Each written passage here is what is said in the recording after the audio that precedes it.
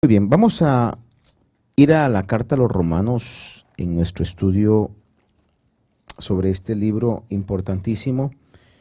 Y el capítulo 6, quiero que leamos del versículo 1 al 4. Romanos 6, del 1 al 4. Dice la palabra, el apóstol Pablo, escribiendo, dice: ¿qué diremos entonces? ¿Continuaremos en pecado para que la gracia abunde? De ningún modo. Nosotros que hemos muerto al pecado, ¿cómo viviremos aún en él? ¿O no sabéis que todos los que hemos sido bautizados en Cristo Jesús, hemos sido bautizados en su muerte? Por tanto, hemos sido sepultados con él por medio del bautismo para muerte, a fin de que como Cristo resucitó de entre los muertos por la gloria del Padre, así también nosotros andemos en novedad de vida. Note que en este trozo de la lectura encontramos un contraste, encontramos la palabra muerte y encontramos la palabra vida. Las dos cosas no son compatibles. No puede haber muerte donde hay vida, no puede haber vida donde hay muerte. Una de las figuras que se utilizan para poder explicar lo que es la lucha espiritual que los cristianos tenemos, ya cuando somos cristianos, es que se pone, dice, es la lucha del nuevo hombre contra el viejo hombre. Sin embargo, yo estoy muy de acuerdo con una línea de pensamiento que es muy objetivo y crítico al respecto, que esa es una manera de ilustrar, pero no es realmente la realidad bíblica. No es que tengamos un viejo hombre y un nuevo hombre. Es que hemos nacido y somos una nueva creación. Lo que sí tenemos es una carne, hablando del cuerpo nuestro, que tiene un germen de pecado. Y nuestra lucha no es contra el hombre viejo, sino que es contra el germen de pecado que habita en nuestro cuerpo, que hemos heredado de nuestros padres, y sobre eso hemos podido ver en los capítulos anteriores que hemos estudiado, que es algo que Pablo se esfuerza por dejar bien claro. Entonces, cuando está comenzando en este capítulo 6, comienza con preguntas. Y lo que sucedía es que el mensaje de la gracia que el apóstol Pablo estaba predicando, que era básicamente dejarle saber al hombre que no tenía que hacer esfuerzo propio para ganar la salvación, eso en algún momento podía ser interpretado, y lo que Pablo está haciendo es adelantándose a la crítica que vendría más adelante, dejándole saber, no es que ahora porque estamos en la gracia hay una libertad o una licencia para poder pecar. De ningún modo, dice él. La expresión griega que se utiliza ahí es como no, no, no. Básicamente está diciendo claramente, eso no es así. Él se está adelantando a lo que iban a decirle. Pablo lo que está predicando es una doctrina donde da licencia para pecar. Pero no era eso. Sin embargo, podía ser interpretado de esa manera. La verdadera gracia o el nuevo pacto que hemos estudiado, que no es una circuncisión de la carne, sino que es una circuncisión del corazón, que no son leyes grabadas en tablas como las que se grabaron en el monte por el dedo de Dios, sino que son leyes que Dios escribe en nuestros corazones por medio de su Espíritu. Ese nuevo pacto, la verdadera gracia de Dios, nos motiva a vivir una vida de obediencia y de agrado a Dios. internamente el que ha nacido de nuevo comienza a tener ese deseo que en algunos casos, por nuestra desobediencia, nosotros podemos insensibilizarnos a ello, es una realidad. Pero si hacemos un análisis profundo de aquellos que hemos experimentado la salvación de Dios, hay una nostalgia, llamándole de esa manera, a tener una vida de obediencia y de agrado a Dios. Porque nuestra alma no va a encontrar reposo ni satisfacción plena, sino solamente el estar en una vida de agrado y de obediencia a Dios. Podremos buscar satisfactores en las cosas que el pecado nos ofrece, pero internamente cuando llegamos a la realidad, cuando llega usted a tener el diálogo con usted y su almohada, se da cuenta que ese es son satisfactores pasajeros, temporales, que no llenan realmente el ser interno y la sed interna, porque usted ya experimentó el verdadero gozo, ya experimentó la verdadera paz, ya experimentó lo que Dios nos da por medio de su evangelio. Entonces el apóstol se adelanta para dejar claro que la gracia no es licencia para pecar, y como en algún momento una doctrina que se llamaba Creciendo en Gracia, o se llama, aunque el fundador que decía que era Jesús encarnado, una doctrina herética totalmente, ya murió, y según me decían, parece que su esposa tomó el control y la iglesia, entre comillas, sigue. Decían, no, usted peque, usted no se esfuerce por no pecar, lo que peca es su carne, su ser espiritual, no, ¿verdad? Entonces no se sienta mal, no se culpe. Es imposible. El verdadero nacido de nuevo, cuando cometemos pecados, hay una alarma interna, es el Espíritu de Dios que nos dice, eso no es tu verdadero destino. Esa no es tu verdadera vida. O sea, te estás desviando. Recuerde usted que una de las, la interpretación o el significado de la palabra pecado es no pegarle al blanco, errar al blanco. Do not hit the target, pues. Entonces, Dios a usted lo diseñó para algo, y su vida y mi vida están en el plan de Dios a que usted alcance ese lugar, ese momento, esa posición, desarrolle esa labor, ese ministerio. El pecado va a tratar de desviarlo de eso. Ese es el significado de la palabra pecado. Entonces, como el Espíritu nos está guiando a toda la verdad y nos guía a ese blanco, cada vez que nos desviamos, entonces siempre va a haber esa alarma, ese sentir que nosotros tenemos. Y recuerde, como un paréntesis aquí, que hay pecados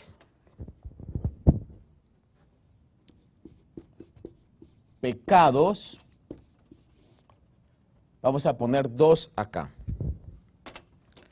Pecados de acción, es decir, los pecados que hacemos, y hay pecados de omisión. No va a decir, estos pecados de omisión son los que no hacemos. No. Los pecados de omisión es,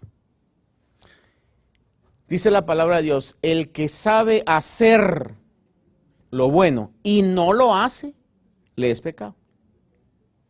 Entonces, los pecados de acción es cuando nosotros hacemos algo que desagrada a Dios, y los de omisión es cuando no hacemos lo que agrada a Dios.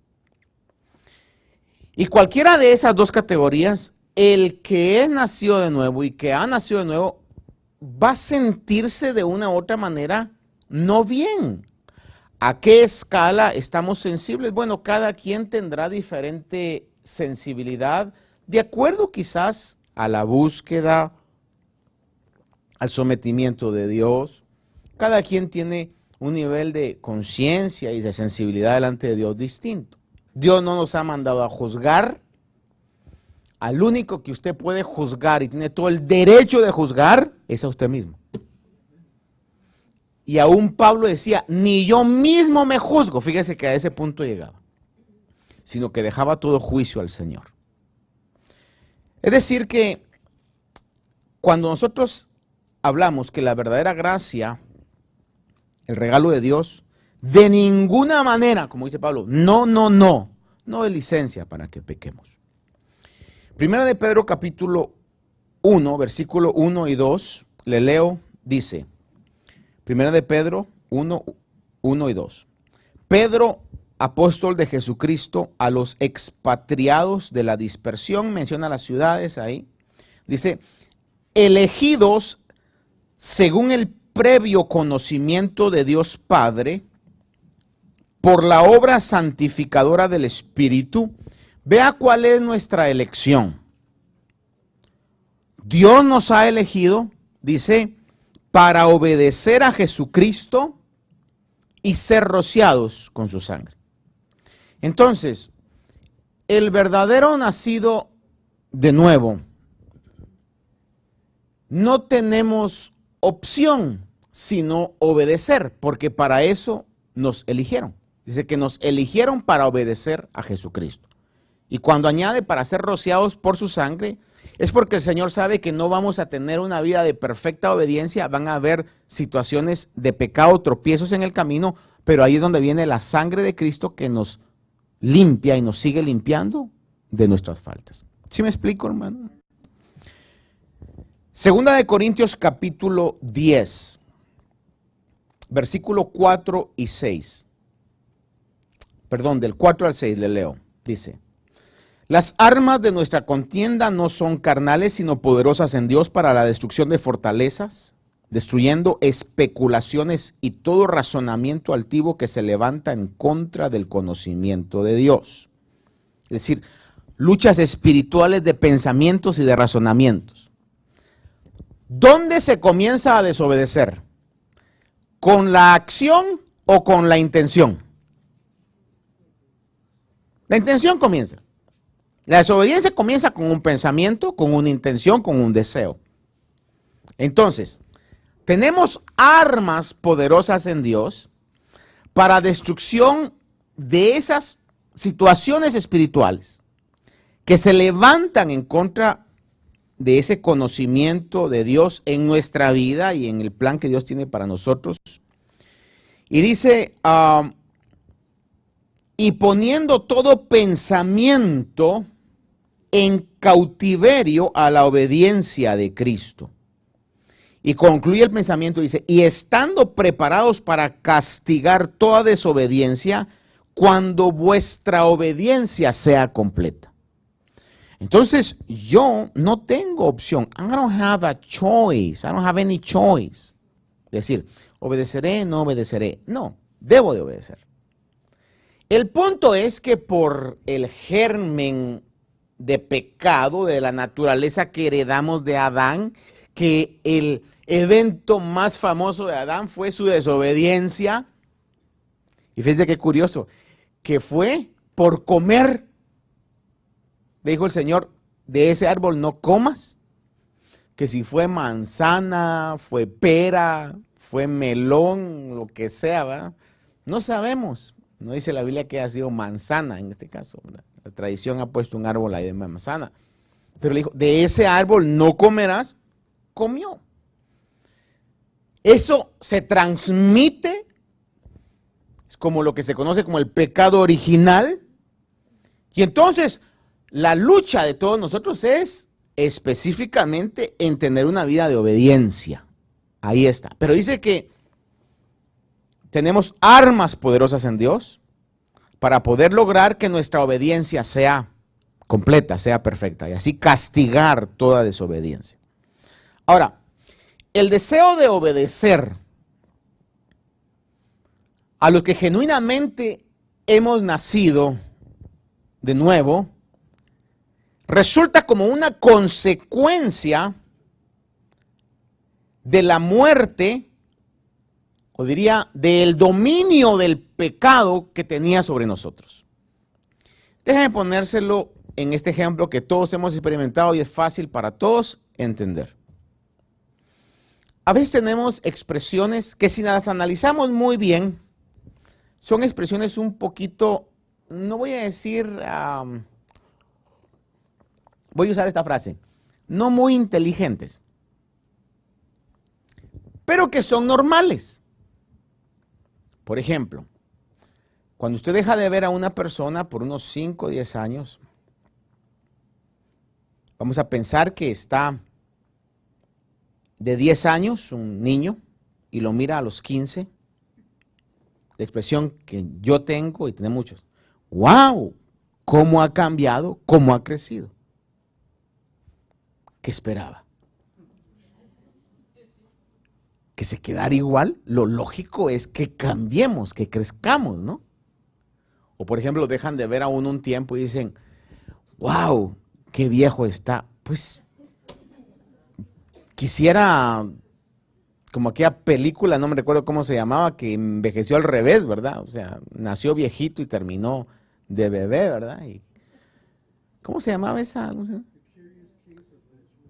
The Curious Case of Benjamin algo, ¿verdad? Button. Si no la ha visto es interesante. No me va a decir usted qué mensaje de Dios tiene. Ninguno, pero es interesante. No me va a decir usted. Está recomendando películas ahí. Le recomendara las que a mí me gustan, no se las recomiendo. Es de guerra y de todo ese tipo de cosas, ¿verdad? Es un área que Dios tiene que trabajar en mí todavía. Pero el punto es que esas expresiones son, a veces, como le digo yo, quizás son normales. No quiero decir, no me vaya a decir usted, ay, pastor, y yo lo he dicho, lo sigo diciendo todavía, hermano. El punto es que lo natural en alguien que come, duerme, se ejercita, es que va a crecer, va a cambiar. Lo natural en esta vida es eso. El que ha nacido de nuevo, lo natural es que se va a sentir mal cuando peca de alguna u otra manera. Ya sea por acción o por omisión. Entonces, si hay alguien que dice, pero mire fulano, ni se siente mal. Tenemos que llegar a una realidad. Quizás le atrae el evangelio. Quizás comparte las ideas, pero no ha nacido de nuevo. Eso no quiere decir que no pueda nacer de nuevo. Es ahí donde entra nuestro clamor, nuestra petición. Señor, ten misericordia. Alcánzalo, alcánzala. Revélate a su vida. Pero el que realmente sí ha nacido de nuevo, como le digo, no va a estar usted, hermano, a mares de lágrimas, porque mire, yo me he llevado tantas sorpresas en el camino del evangelio. He visto personas en el altar gimiendo y clamando y todo. Y luego cuando tienen unas acciones que digo, Dios mío, y si yo juzgara por las lágrimas que derramaba y los gritos que pegaba, diría, este está pegadito, le toca los pies a Dios nada más con levantar la mano, hermano, ¿verdad? Pero no es así, no podemos juzgar por eso, por nuestra propia vista o cuenta, ¿no? Mire que hasta, bueno, iba a decir yo que hasta el sacerdote Elí, pero este sacerdote Elí estaba más ciego que... ¿Qué animal es ciego? Dicen por ahí que uno es medio ciego, ¿verdad? ¿Alguien se recuerda de un...? Ah, sí, más ciego que un murciélago, dice, ¿verdad? Porque los murciélagos se guían por radar, ¿verdad? Pero estaba Ana postrada, derramando su alma, sí, genuinamente. Y él dijo, está borracha. Mire, a veces cómo puede ser nuestro juicio tan alejado de la realidad, ¿verdad? Y como le digo, no nos ha llamado Dios a juzgar. Si usted tiene el ministerio de juzgar, por favor, desarróllelo en otra iglesia, no aquí. ¿Ya? No sé a dónde el Señor lo ha mandado a ministrar no lo ha mandado el Señor, saber que es Señor, algún Señor, pero no es eso, hermano. Si debemos juzgarnos, somos nosotros mismos. Y como digo, y aún Pablo, en cierto nivel dijo, ni aún yo mismo me juzgo, ¿verdad? Porque sabía realmente de la realidad, que más adelante él habla, cuando en una expresión dice, miserable de mí. Sabía realmente que tenía dentro de él ese germen, que hasta que el Señor nos transforme, ya sea que nos transforme en el arrebatamiento o durmamos, entiéndase, durmamos como morir, y el Señor nos resucite, vamos a librarnos de ese desventurado germen, que a todos nos ha hecho pasar momentos muy tristes. Pero por una parte, cuando eso sucede, también debe ser motivo de alegría, porque entonces nos da la certeza de que hay algo nuevo dentro de uno. Entonces es natural que el que ha nacido de nuevo tenga ese tipo de sensación. Se siente mal, pierde el gozo, depende de qué magnitud, ¿verdad? Y tiene que llegar a ponerse a cuentas con Dios. En algún momento ponerse a cuentas con personas, hermanos, familia, porque es el Espíritu de Dios que está generando ese sentir. Ahora, de que los cristianos que han nacido de nuevo todavía cometemos pecados es una realidad que ninguno puede negar. Por eso la palabra de Dios aconseja, hijitos, no pequéis, nuestro llamado es obediencia, pero si pecáis, ese si pecáis es de una manera muy amorosa y educada, diciendo, yo sé que van a pecar. ¿Ya? Recuérdense que tienen abogado.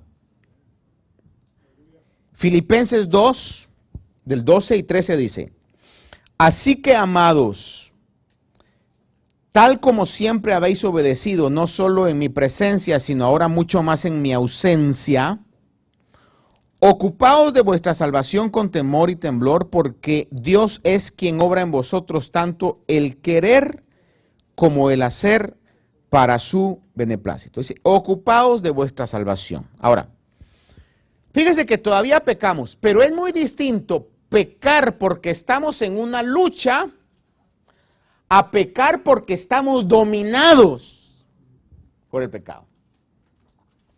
Cuando alguien está dominado por el pecado, esa persona no va a sentirse mal por pecar. Porque el que está reinando sobre su vida es el pecado. Usted me dirá, pero fíjese que yo conozco personas que cuando pecan se sienten mal. Analice bien y se va a dar cuenta, si no en toda la mayoría, no es que cuando pecan se sienten mal, sino se sienten mal cuando los cachan o por las consecuencias del pecado. Es como aquel dicho con el cual yo crecí en algún momento, porque en mi vida, créame, especialmente en mi niñez, me robé algunas cosas. Me robé lapiceros, lápices.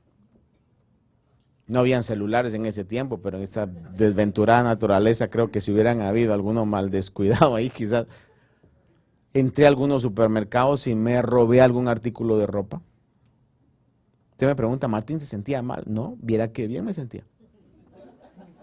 Llegábamos con los amigos y decíamos, mira, y fíjate que por poco me agarran, pero mira, le hice así, le hice así. El punto no era que nos sintiéramos mal por robarnos o por hacer alguna situación. El punto era que nos agarraran. Por eso decía, vergüenza, decía un dicho ahí con el cual crecí, es robar. ¿Cuántos oyeron alguna vez ese dicho? Vergüenza es robar. Aplicándolo, por ejemplo, a veces que cuando alguien menosprecia un trabajo de alguien porque parece humilde, sencillo, la persona decía, no, yo me honro que estoy ganándome el dinero honradamente. Vergüenza es robar. Pero en las sociedades que vivíamos, entre jóvenes y niños, alguien más astuto dijo, no, vergüenza no es robar, vergüenza es robar y que lo agarren a uno. Esa es la realidad que se vive. Usted le pregunta al pecador que si se siente mal por pecar, mentira. Se siente mal con las consecuencias. Se siente mal cuando está pagando el precio del pecado, de muerte, de algún tipo de muerte.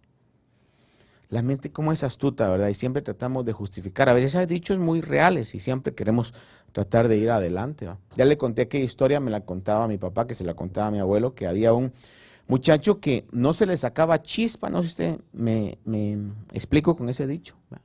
No se movía, o sea, era súper, hiper, mega aragán. Y entonces dijo el papá, ¿cómo hago para motivarlo? Y un día, creo que la mamá vino y dijo, hijo, le dijo, el que temprano se levanta, goza de una salud cumplida, su capital aumenta y tiene muchos años de vida.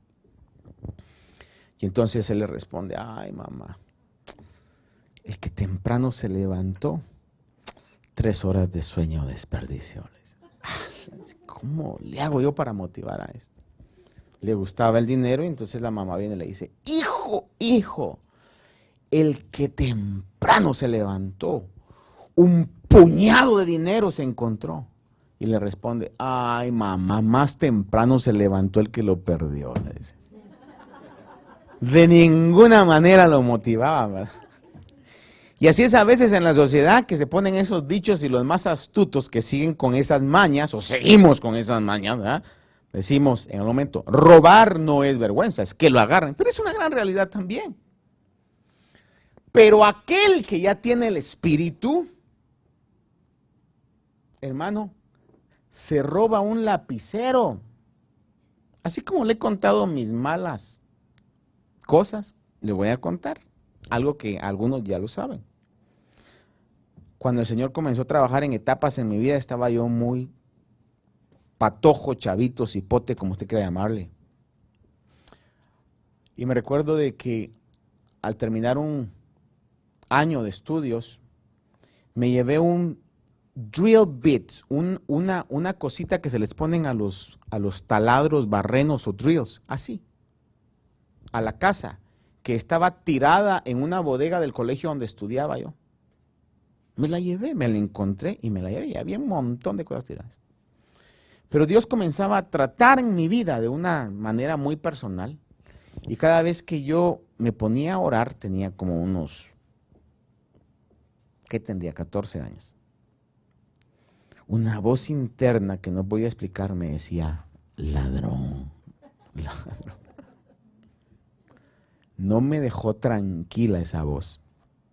Y regresé en las vacaciones al lugar y dije, voy a agarrar eso, voy a subir, lo voy a tirar para librarme de esta voz. Cuando entro al colegio, viene el hijo del dueño, que era uno de mis profesores, y me dice, hola, Azurdia, porque ahora le llamaban a uno por el apellido. Me recuerdo muy bien porque se llamaba Yuri. Le digo, hola, profe, así le decía uno. Y entonces me dice, ¿y qué está haciendo por aquí si ahorita es época de vacaciones? Y la misma voz me dice, sos ladrón y no seas mentiroso. ¿Qué le hubiera podido decir? No, aquí nada más que vine a ver el lugar. No. Vengo, hermano, y le digo, mire, profe, le digo, es que usted, lo primero que le dije, me recuerdo que se lo dije así, usted no va a entender. Mire, estoy seguro que no va a entender, le dije. Pero yo cuando fue uno de los últimos días de clases me subí a la bodega y me encontré esto. Y la voz me dice, no te lo encontraste. Me robé esto, le dije. Él se me quedó viendo así con una sorpresa como diciéndome, este está loco o se hace pues. Y entonces le digo, lo vengo a devolver. Me recuerdo que me dijo, Azurdia, te lo regalo. Le dije, no quiero esa cosa. Mire, para mí esa cosa era como la voz maldita que me decía cada vez que yo quería hacer algo bueno, ladrón, ladrón, ladrón. ¿Cómo explica usted eso? Y no le voy a decir que de ahí, ay, tuve una vida, hermano, mire, de monje. No, hermano, le cuento después, me eché unas perdidas, hermano, terribles. Como no tengo ningún problema porque sé que he nacido de nuevo y la misericordia de Dios sobre mi vida ha sido grande, le voy a contar.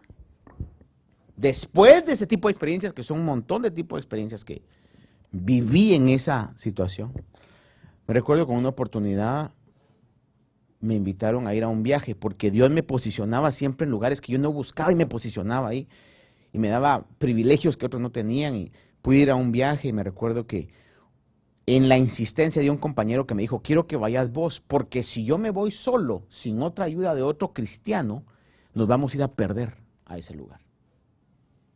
Entonces yo le dije, pues perfecto, vámonos. Yo te apoyo, dos nos apoyamos y no vamos a pecar en ese viaje.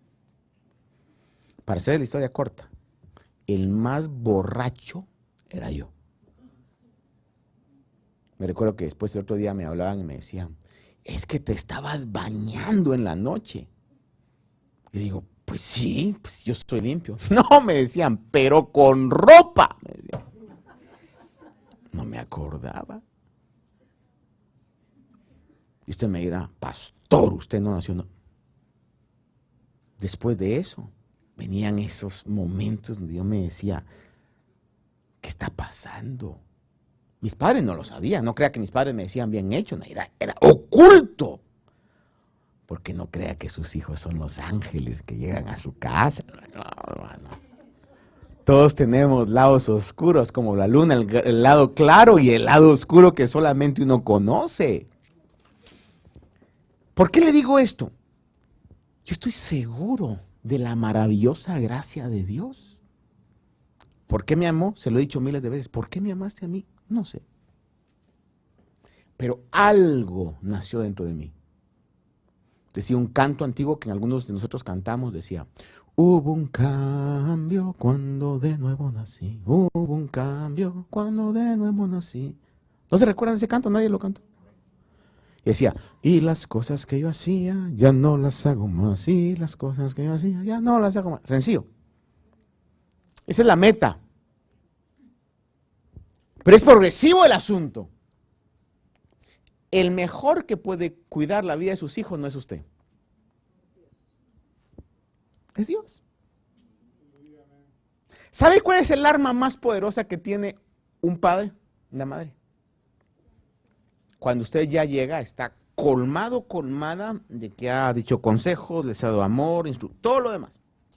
Y en un momento le dice, Señor, tú me los diste, aquí están.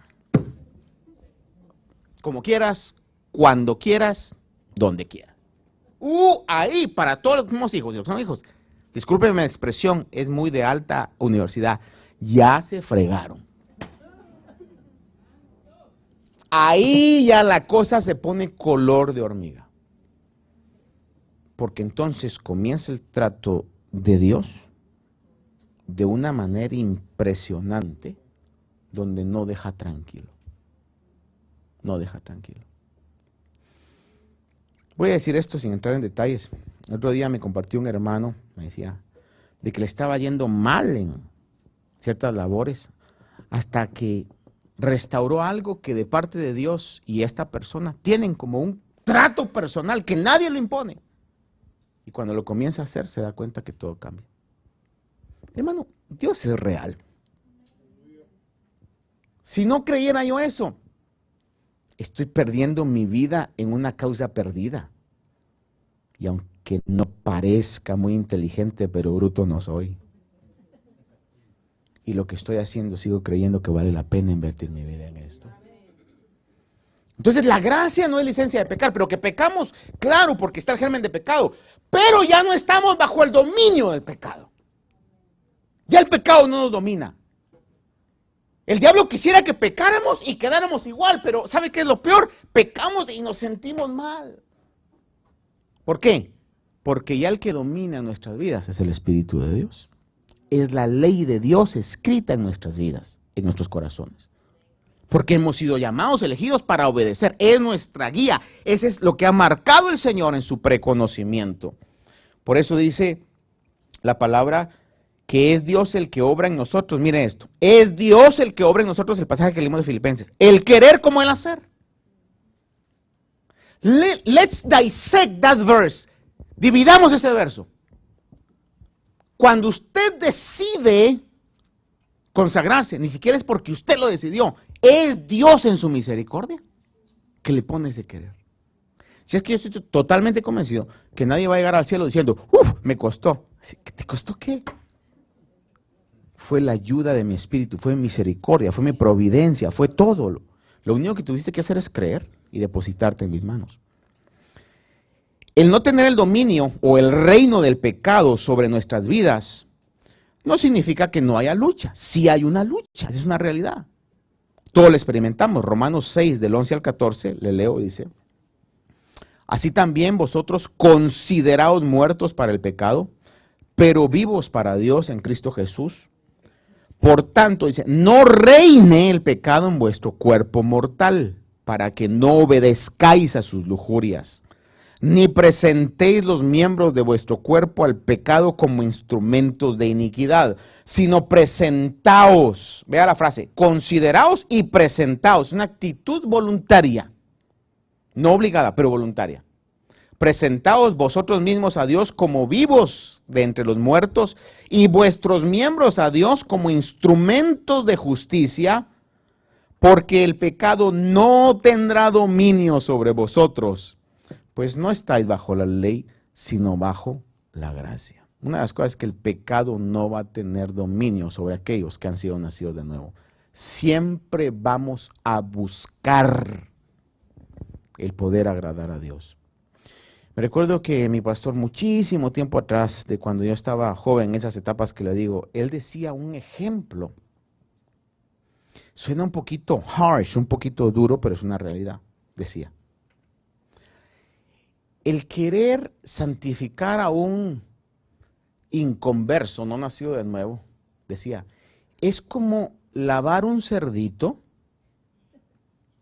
perfumar un cerdito, echarle talcos a un cerdito y decirle, bueno, vaya pues y juegue en la grama, pero no se va a ensuciar. Lo primero que el cerdito va a hacer es buscar el fango, el lodo.